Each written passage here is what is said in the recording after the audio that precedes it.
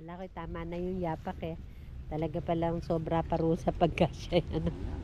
Pag bagong tanim, ganito pala nangyayari sa damo. O ayun, kino-compress, kino-compact yung lupa. Ayan. Akala ko yung pananggalaang yun doon sa dahon. Yung pala, siya may purpose, pampagulong. Di ba hindi naman siya tinitrim, no? At saka maganda siya eh, parang bulaklak.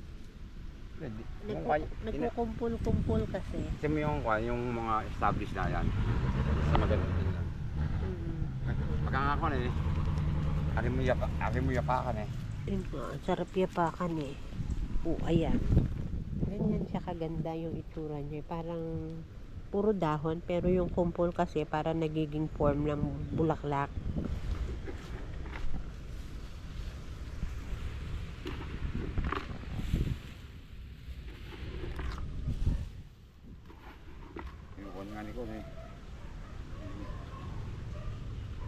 So, ayun, ginaganyan pala siya pagkatapos. Para ka naglalaro.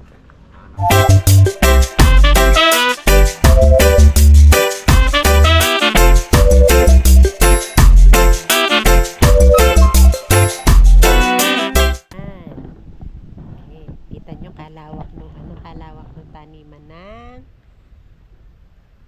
progress. So, okay, andito po kami ngayon sa pinsan ng husband ko. Ayan, marami silang yung pinakaharapan ng bahay nila malawak eh. Ginagawa po nilang taniman ng progress. Ayan. So, yan po yung magiging topic natin for today. Pero syempre, bago po tayo mag-start, ay thank you po muna ulit sa pag-follow nyo at sa pag-support nyo sa channel namin. At doon po sa mga bago na napapadaan, salamat din po sa chance na naibigay nyo para ma-share namin yung mga contents ng videos namin at sana po ay nagugustuhan nyo. Please don't forget to like and subscribe na rin at yung notification bell, paki-turn on po palagi para kayo ay notified kapag may mga bago kami uploads na video. Okay. So, ito yung pambenta na po ito. Aalisan lang po yan ng mga damo na, yan yung ibang damo na ganyan. Pero ito, yung tipo na pambenta na. Ano siya? Sinusudsud ang tawag siya at ang bentahan nito ay per square meter. So, ayan. Ganyan po siya kapag yung tipong ano na siya. Matured na at pangbenta na.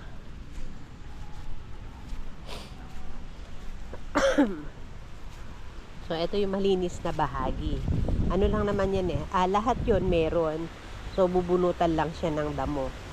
So, ito na po yung malinis na bahagi. Ayan, nagtanggal na ako ng tsinelas kasi masarap siyang yapakan. Malamig at saka nakatapa kayo sa earth. Feeling nyo yung nature kapag nakaganito. Sabi ko nga sa husband ko, magtanim siya doon sa amin. Okay. So, ito. Ayan, siya po yung pinsan ng husband ko. So, ito naman po kung paano kunin yung parang seedling, kumbaga.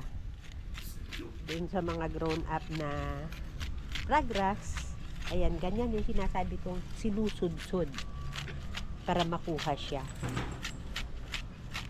Ayan, may kasama pa. Kumbaga, makukuha yung ugat doon sa lupa. Yun, ganun. Kahapon ko lang ginamasan yan eh. So, yan yung sinasabi ko sa inyo na talagang pagka hindi nababakante yung lupa. Baga pag tingin nyo, green lang siya pero damo siya na in demand sa landscaping.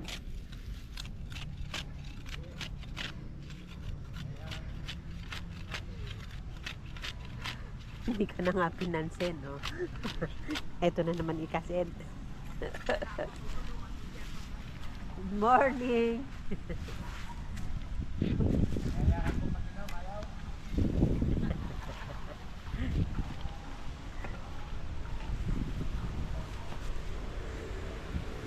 Madali yun bilang meron nga panahon lang kukuha sa loob ng bahay.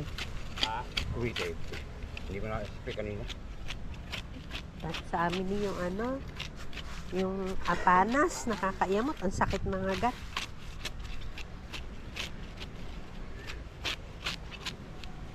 Bumili ko 7 para hindi maamoy. Hindi niintindi. 7. Hindi niintindi na lang. Eh, bili ko Simbus. Oh, meron kasing insecticide na namamatay siya pag natamaan siya, pero pag hindi, hindi naman eh.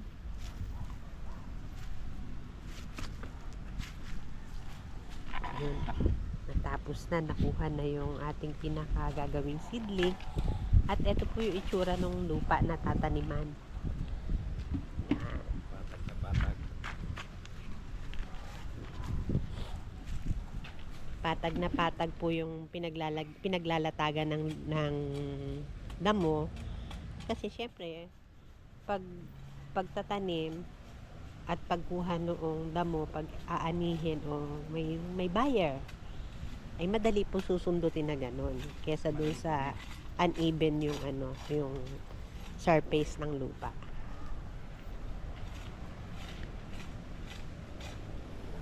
Dahil sa ganito kalaki, magkano ang kinikita mo?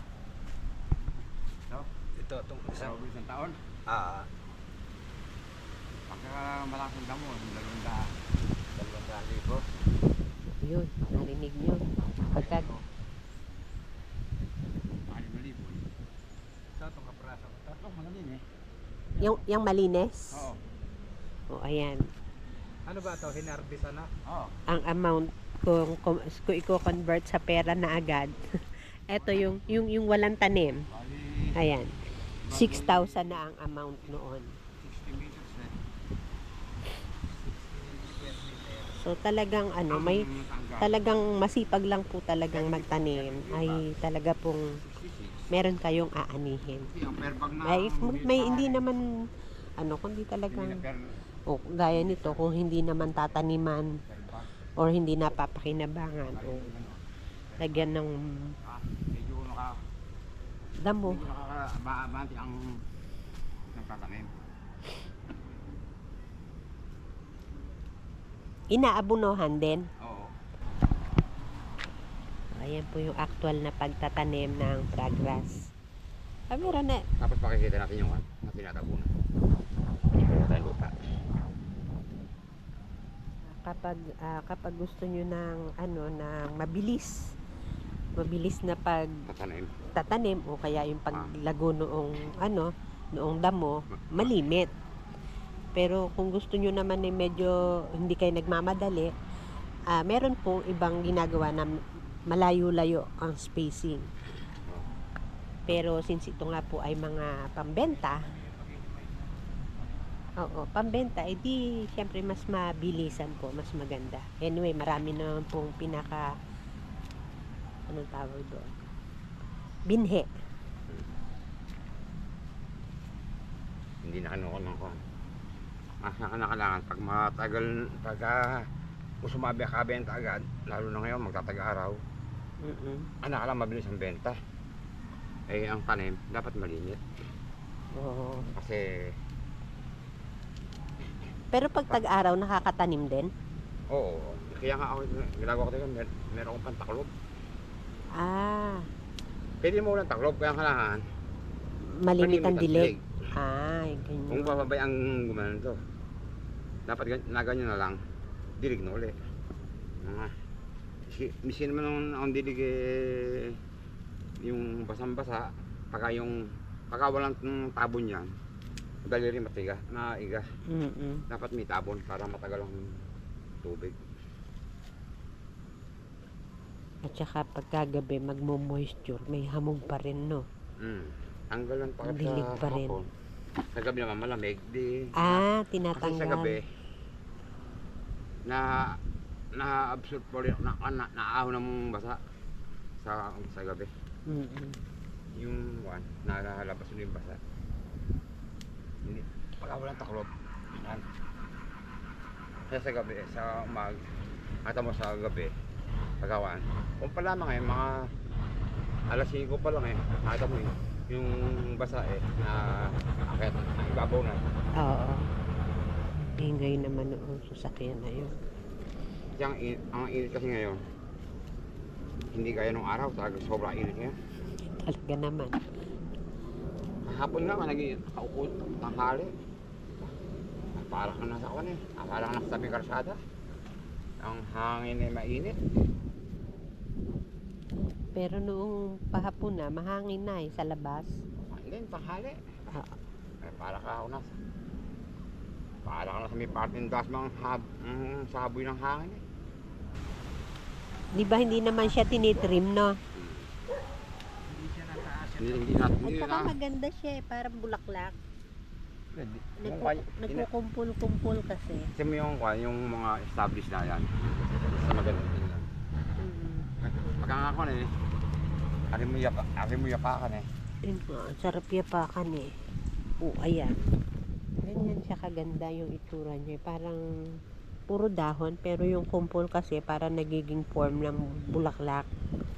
Kaya, ang ganda niya itsura. Tsaka nga, kagandahan dito sa damo na to, hindi nga siya tumataas. Yung gumagapang siya, mababa lang. Pero talagang kailangan niya sa init na. Oo. Pagka yung medyo kanlong, na medyo nalaki rin ng dahon. Oo, nataas din. Hindi naman, ganun lang. Yung mga ganon ang tinitrim para bumalik sa dati.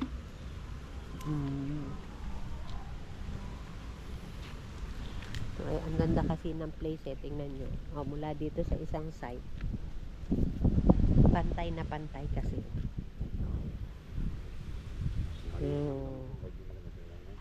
Depende sa demand ay ano talaga. Kumbaga sa isang taon daw nakakalaki din ang kinikita dito eh. Yung kartis sa pamilipis ng sa'yo doon, puro damo doon. Yung pumatay sa akin.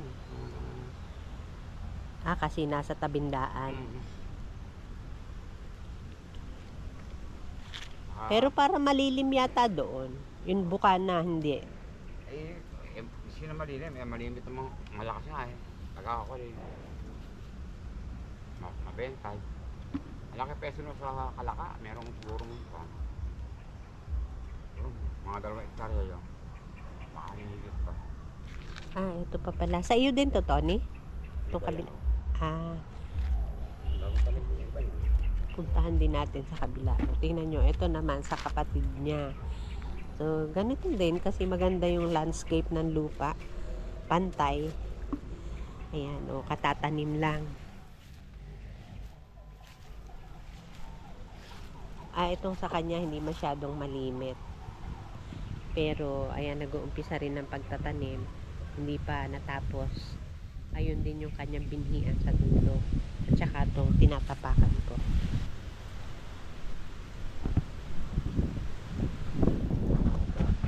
Nakayapak ako.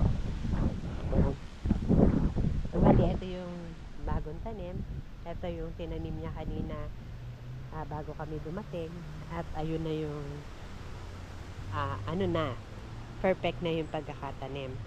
Kumbaga, pagka itinanim siya, inilalatag lang siya sa pantay na lugar.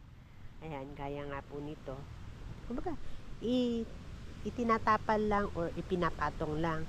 Pero pagkatapos pong ipatong, lalagyan siya ng topsoil, bubudburan siya ng topsoil, yung parang tatapingan po ng lupa sa ibabaw. Tapos, tinatapakan siya para makompress yung lupa. Yun, para yan, ganyan.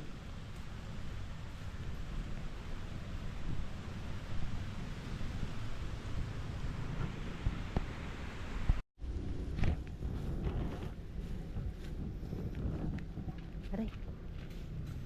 Nayapak ako ng tulong.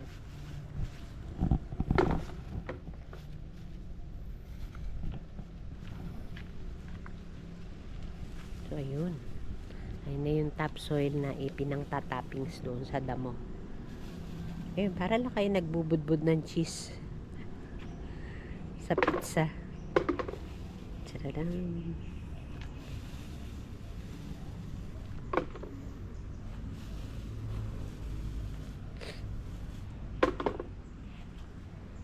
ikuan. Mga pinaglamasan ko lamang. Naipon mo. Pundo ko. Pundo ko na.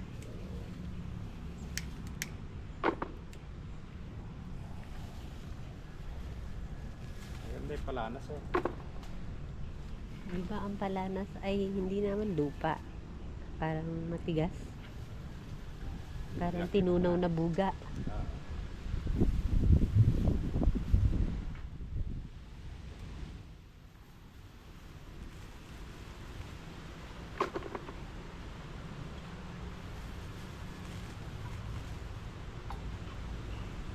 Ayun, hindi siya ganun ka-sensitive pag tinatapakan. Puta niya. Papagulungan pa nga raw.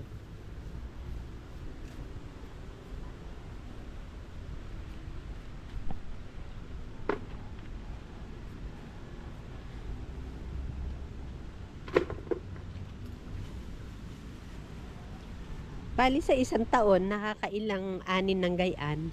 Ang pamakas nito. Sa pinakamahina, apat. Ah, Pero malakas 10. ayun, nakaka-apat daw. Pero pagka talagang malakasan, nakaka-10 harvest. So, ayan, doon po sa mga interesadong bumili ng progress, eto, nakita nyo naman po yung pagkukunan. So, ayan, ipakita ko ulit. O, ayan, ganyan kaluwang siya. At eto, ready na for pangbenta. So, anytime, available siya. Basta mag-aabiso lang po para doon sa pagsusudsod or doon sa pag-harvest. Kasi hindi naman siya mabilis ganunin eh. Kaya kailangan ahead yung kapag may order na.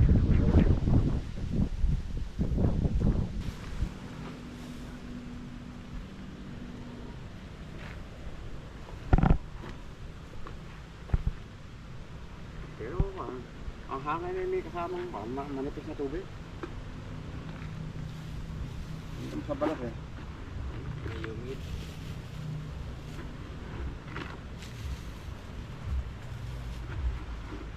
Kasama ba si Borex ako? Hindi.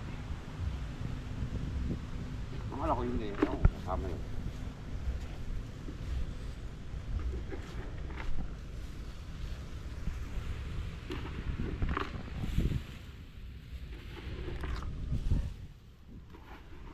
Yung nga ni ko eh. So, ayun, ginaganyan pala siya pagkatapos. Para ka naglalaro. Sabi, alam niya na kung hindi namin tatago. Ako kung hindi kayo maglalakad, hindi ka tayo naapakan. Pero pwede namang hindi ginaganyan. Bakit tayo na ganyan? Para laban. Ayan. May roller pang ginagamit yan.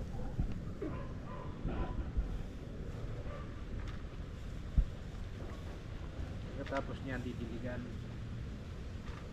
Gaano kalimit diligan?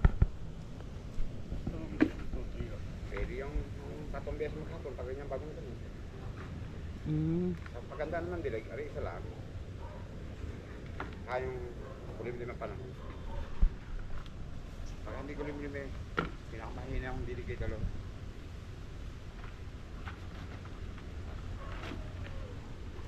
So, ayun, ang tip. Kailangan siya ay dinidilig. Hindi gaya ng ibang damo na talagang pag tumubo, bahala na siya. Pero to ay since pinagkakakitaan nga po, inaalagaan din. Tama naman yun, makanong init. Pero itong damong ito, yung kumbaga pinaka less maintenance nga daw. Kasi ang kukunin nyo lang sa kanya ay yung mga tawag doon, yung mga iba-ibang damo, yung nag-i-invade na damo. Yun lang yung bubunutin nyo. Pero since hindi nga po siya tumataas, less maintenance siya.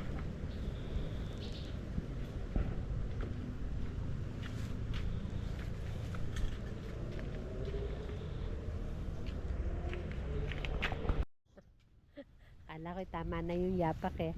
Talaga palang sobra pa rin sa pagkasya. Ano? Pag bagong tanim, ganito pala nangyayari sa damo. O, ayun. Kino-compress. Kino-compact Tamper. yung lupa. Ayan. Tamper. Akala ko'y pananggalaang yun doon sa dahan. Yun pala, siya may purpose. Pampagulong.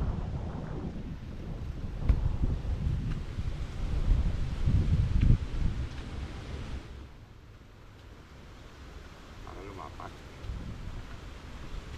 Hindi pagkalapat, parang tingnan tingnan. Alam mo yun. Buhay na agad.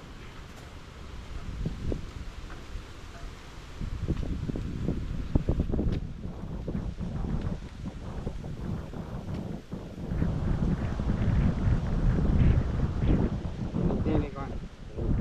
Tanong na kanina. Pulang ng gawin. Taga ganyan, lalo pa.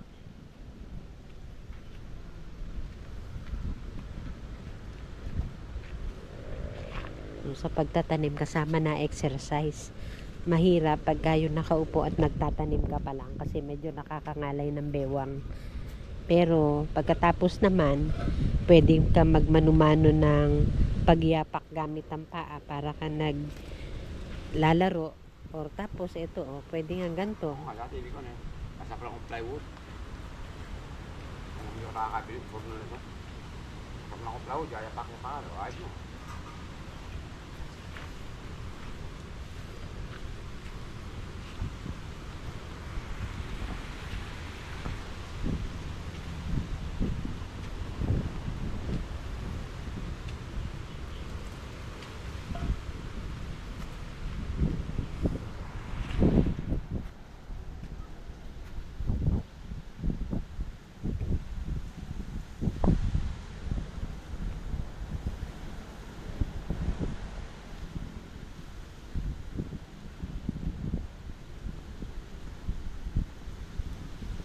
Napakalakas ng hangin. So, ayun. Tapos na po itong kabiyak. Patag na. Tigil eh. Napasanda mo niya.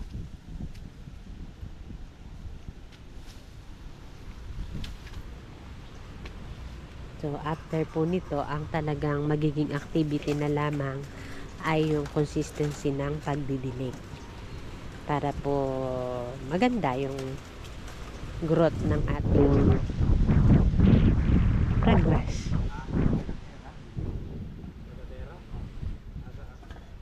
Para maganda dinig. Lalo pa eh. So, ito yung isang bahagi ng kumbaga matatag na bahagi ng industry ng paghahalaman dito sa amin. Kasi nga, lumipas yung bentahan ng halaman. Pero meron kasing mga type ng halaman na in demand sa landscaping. So, ito po, isa doon sa mga halaman na yun. Damo. Pero bahagi nga po ng paghahalaman. Kasi nga, ginagamit siya sa mga pagla-landscape. Hindi nabanggit ko na rin doon sa ibang vlog na hindi pa nauso yun nung mag-pandemic na talagang parang sobrang uso ng halaman na kahit anong halaman pwede. Dati pa talaga ito ay naging bahagi na ng industry dito sa amin. Yung hanap buhay talaga na paghahalaman. Kaya yung expertise na andito na alam na po ng mga taga dito sa amin.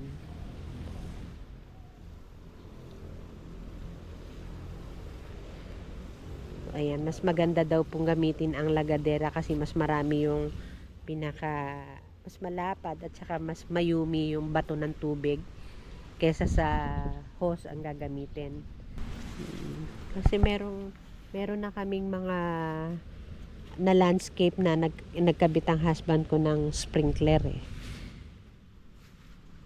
para kumbaga yung diligan niya is talagang itinatimer na yun yung ganun pag malakihan talaga. Kahit ka nasa Amerika, pwede sila.